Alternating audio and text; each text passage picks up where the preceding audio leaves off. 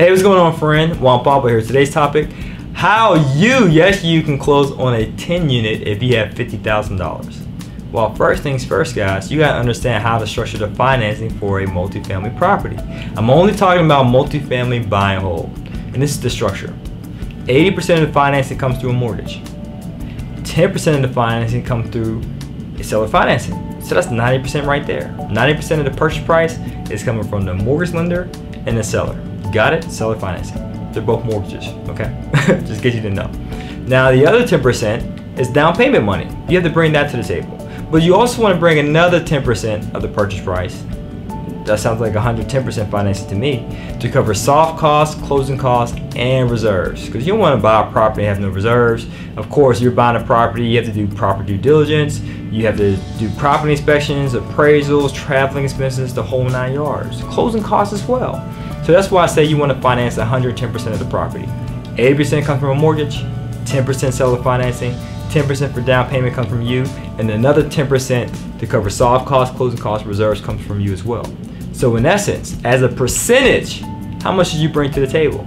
You got it, 20%. So let's take that $50,000 we outlined a few moments ago.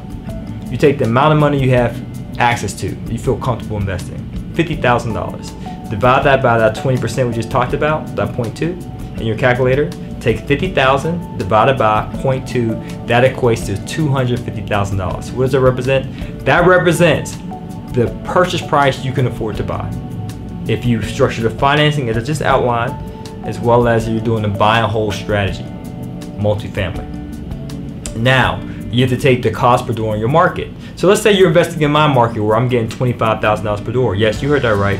$25,000 per unit, right? Which is very affordable to make your dollar stretch. That's why I invest in other markets, so I can get more bang for my buck.